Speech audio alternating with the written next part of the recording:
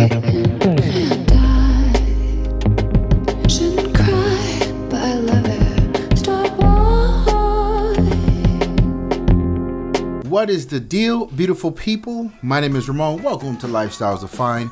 So this is a new thing I want to do. I want to get into sort of the story behind some of the images I have taken over the years.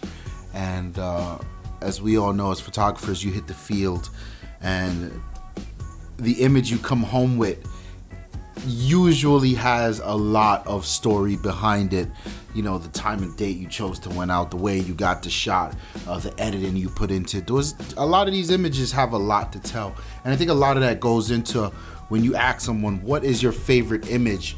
Excuse me, the answer sometimes shockingly to me is not always their best image, but their favorite image is the one that they've shared the most amount of effort with, the most attachment with, the strongest story with. So I want to, go back through some of my images and let you guys in and sort of the story behind it. And I would love to open up the segment to other photographers and then let it be a sort of sit down style interview series. So more to come on that later. But for now, you're looking at this young lady doing the yoga thing. Her name's Tanisha, and she's a friend of my girlfriend, and she's actually, I would say technically my first client. She approached me to take some pictures of her because she'd recently started out in the yoga world and she needed some pictures for her website.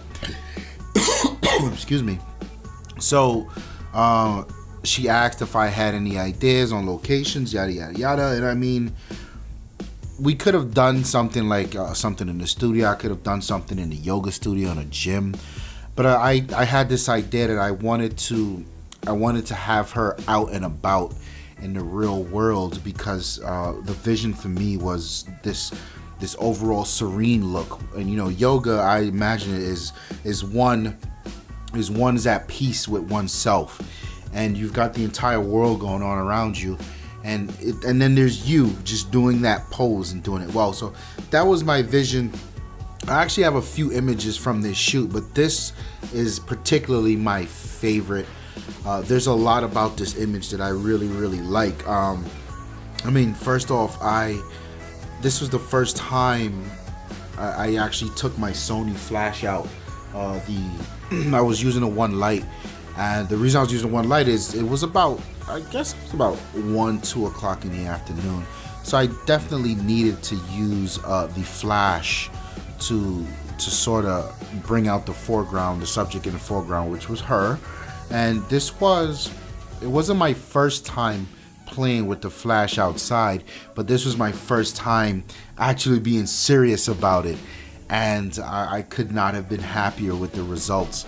All the research and the YouTube videos. Yes, I do watch YouTube videos as well, and how to get this stuff right. It really did pay off for me, and the the final image is really, she pops. She really pops from the foreground, and this was a choice for me. Like if we look at the details, you'll see it was shot at 5.6. Excuse me. And this is a thing that I'm practicing, or I've been practicing for a while, ever since the shoot. They say the sharpest part of your lens is 5.6 to f5.6 to f8. So I like to stay below that. And if I want a little bit more bokeh, I'll come down to 5.6, or a little more depth of field, I'll come down to 5.6. But generally speaking, I try to stay in that realm. And this to me is what I would call an environmental portrait.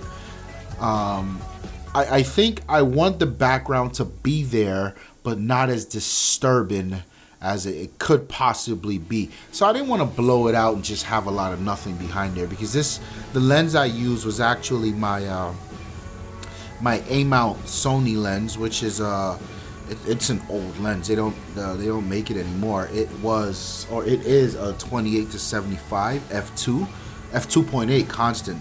So I could have definitely stopped it down or opened it all the way up to 2.8, but I liked what I saw here. So because I made that conscious choice not to blow out the background with depth of field, it was important to me that the composition was right. Where she stood was perfect. It didn't block any important buildings or nothing looked too weird. So there was a lot here that I was just, when I got home and I started to critique the images, this was the one that stood out to me as the strongest. It's all about the lines. So if you take a look, there's these lines here with the log she's standing on, and it complements her stance, right?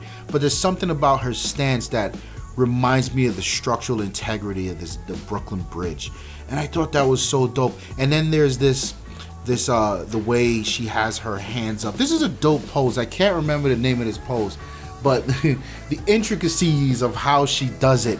There's a particular way that she wraps her hand around and then she gracefully pulls it up, and it's wild to watch. But this complements the Freedom Tower in the background oh so nicely. So there was this shot, the composition of this shot to me was just on point, and I really loved it. The other details of it, it was 1/60th of a second, which I think is standard for portrait photography, and you see right there at 100. The ISO is at 100.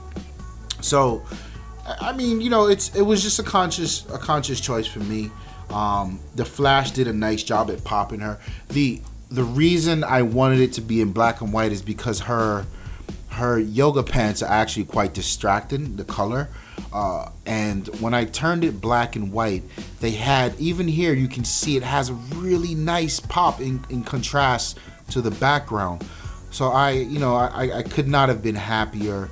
And the things I wanted to be in focus, because I actually took a F8 version of this shot, and I thought a little too much was in focus.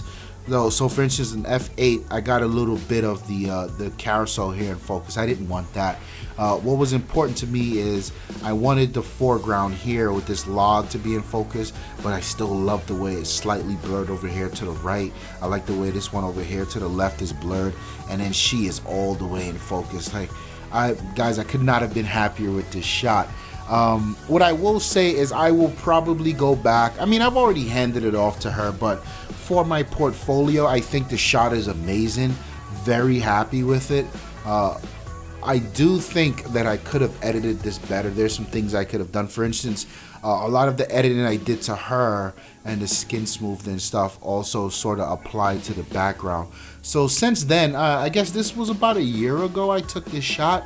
What I learned since then is the ability of composition and masking.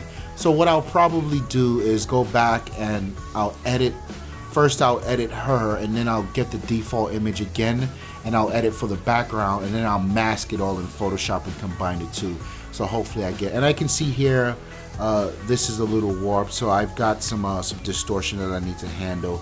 But this is cool, right? You go back and you look at your older work and you sort of see where and how you can improve. So it's the never-ending process of a photographer. So yeah, I mean, you guys let me know what you think of this image. Feedback is always welcome. So is critique, and constructive criticism is never a problem around here. And let me know what you guys think of the idea, this series here. And if you guys are photographers and you wanna get on and we can look at these images together, for sure, holla at me. My name is Ramon. I'm out of here. Peace.